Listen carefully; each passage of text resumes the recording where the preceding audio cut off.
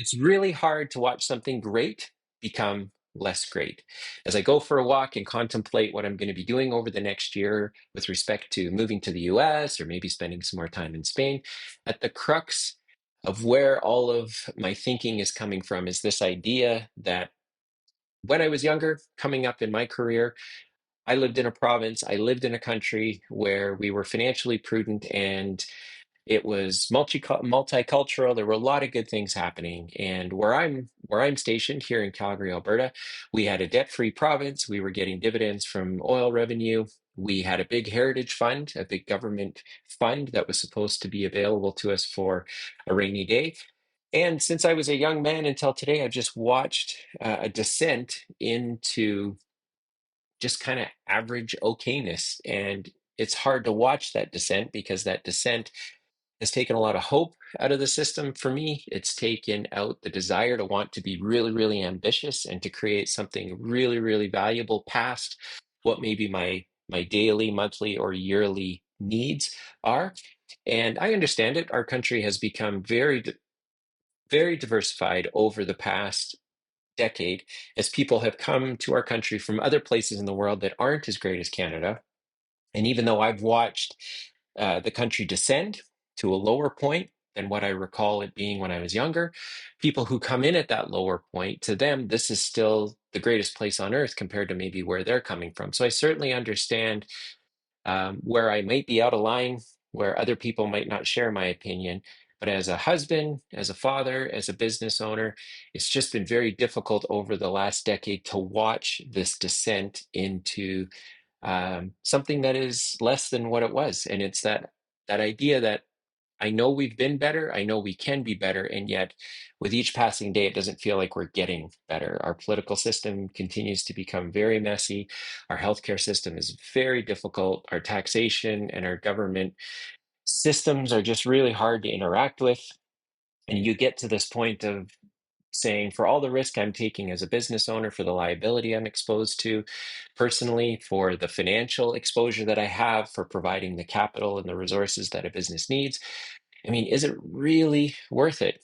It's not always just a money thing. A lot of times it just comes down to, is all of the effort to help people provide a life for themselves, is it worth working with them? Because they have their own set of struggles as well. The cost of living is going up for them. We can't pay them as much as maybe they need to be making. And so it's just hard. It's just really, really hard. And after having spent the last couple of years in Spain for months on end, it kind of feels like Spain's on the other side of what Canada's just about to go into. And Spain's a tough country too. And so for me, the whole reason I'm vlogging and recording my thoughts is because there might be other entrepreneurs that are wrestling with the same general ideas and need a little bit of direction. And maybe in hearing me talk out loud about it, it helps you to think through what you're struggling with. And so, why do I want to leave Canada? I mean, in a perfect world, I think today I would spend 6 months in the US on a visitor visa.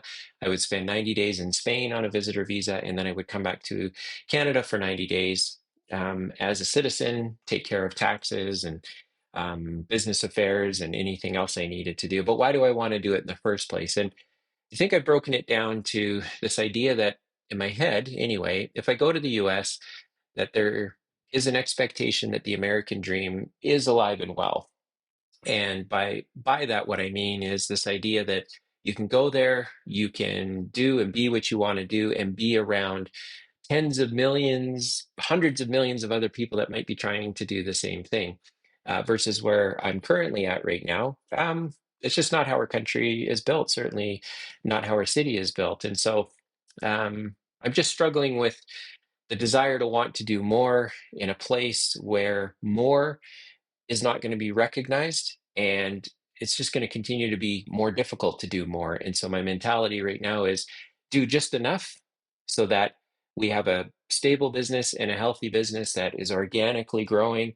But don't do more than that. Don't open up a branch in another city. Don't try to expand because the country is just so broken, or so broken compared to what I'm used to. The country is very, very broken and is just going through a lot of stuff. And so maybe all of that energy would be better spent going somewhere else. So what does that look like? Well, it looks like maybe a year from now, I would submit for an E2 visa. which allows me as a business owner to invest in the US. It doesn't allow me necessarily to work there, but then it would force me to put together a team of really great Americans who are looking to create some value and chase their own American dream. It looks like it requires at least $100,000 in cash that has to be put at risk. And so over the next year, as I contemplate, maybe take steps towards that action. At least I think I'm kind of sketching out what it could look like. And so I'm not sure if I build a construction company there or if I simply take my startup and relaunch it there. There's some of those details I have to work out, and in coming episodes, you'll just hear how I'm thinking about it. I think Texas is probably the most comparable place to where I am now in terms of taxation. Austin, Texas has a pretty good tech hub from what I understand. During COVID, many people fled California to go to Austin, Texas, or they went to Miami. But I think Austin today probably makes sense. And so over the next year, I'm going to put together a business plan. I'm going to put together the cash. I'm going to make sure that my tech startup is more than viable and within a year is actually at a point where it needs to be scaled. And I would like to go and be part of a community that can help me do that. And then let's just see what happens. But I also have my own work to do here. So notwithstanding how I feel about Canada and Alberta, there's still an opportunity for me to make our business better. How do I do that? There are pieces of the business I'm still responsible for.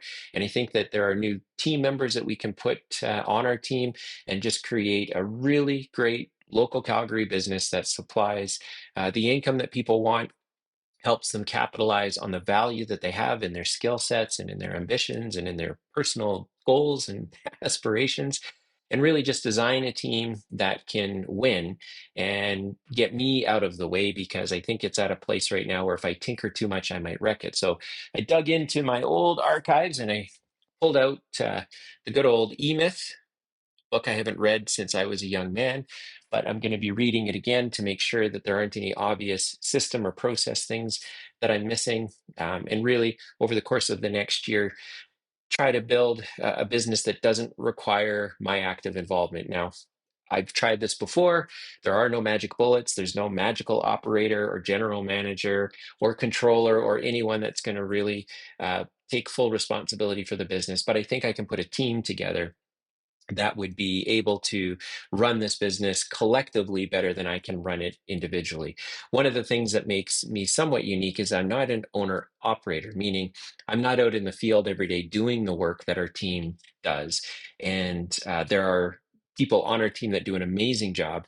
And I think I need to give them better tools and other people to work with other than me that can really help them run this business at arm's length from me. So I've got a year to do that. That's going to be one of my big goals this year. We're going to double in revenue. That's going to create some new opportunities for me to get involved and make sure that I can support all of that. And while I'm doing that, maybe look for a few more really great people that are local that can contribute. And so as I build out the business plan for my E2 visa, as I put the cash together, as I decide what I want to do in terms of starting a business there or just moving my tech company there, all of these things will occur in the next bunch of months. And in these episodes, I'm gonna be talking about it. And I hope you find it interesting. One of the pieces that is a pretty big one for me is Spain. I've mentioned it a few times, but over the last couple of years, my family and I have been able to spend months on end there, and we typically go in the fall.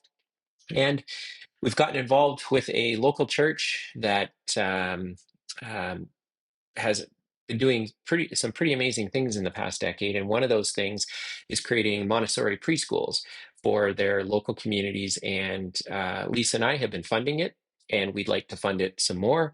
And when we're there, we volunteer and we really like to get involved. And so I think as part of being a husband, a father, and a business owner, another key role that I fulfill is getting involved in the community. And it just so happens that Spain really pulled at our heartstrings. It is a great place to take a few months off and work remote, which was one of my life goals to be able to do that. And so that's been successful. So between Calgary, between maybe something in the US and hopefully continuing to go to Spain, that maybe what's waiting for us in Spain continues to be more of like a life work future opportunity, that our life's work is to help build out these preschools, to make sure they're funded, to give them some resources, and to who knows, maybe look back after a decade and see that we were able to be very instrumental in the lives of a lot of young people that are growing up in a very, very tough country where upward economic mobility is hard to come by and just a hard problem. And as an entrepreneur, I like hard problems. I like doing hard things. And the added benefit is it gives us a destination as a family to go and spend some time with. I have 5 kids that are all getting to that stage in their life where they're going to be leaving the home. 2 of them already have. There's 3 more right behind them. And so maybe Spain will afford us the opportunity once a year to gather as a family, connect and catch up. And so those are all of the different pieces I'm thinking about. But right now, it starts with trying to understand, does going to the US make sense? I think in the next episode, I'm going to talk a little bit more about taxes because that's a big consideration, and really just think through whether Austin, Texas is the best place or maybe somewhere else. One of my criteria is I am getting tired of snow. And so um, that has to kind of be one of the one of the checklist items, that there can't be any snow. My son is currently in Nashville, Tennessee, and Nashville seems to be pretty great. But really, just this idea of leaving Alberta in Canada and pour my energy into another place where the upside will be worth it. Or in my own mind, maybe be worth it. Because right now, in my mind, it isn't worth building something in Calgary or Canada. And as I've said to many of my small business owner pals, Canada's not going to put someone on the moon. We're not going to create the next major innovation in robotics or artificial intelligence. We're just not going to move the needle on a global scale. And honestly, I would just like to be somewhere where I have the opportunity to do that. And maybe I could do it here. Maybe it is just a mindset thing, but in coming episodes, you'll get to hear me think through it. And maybe you find yourself in the same place, wondering the same things quietly and not saying them out loud. But that's where I'm at today. So if given the decision, do I stay or do I go, today is a go day.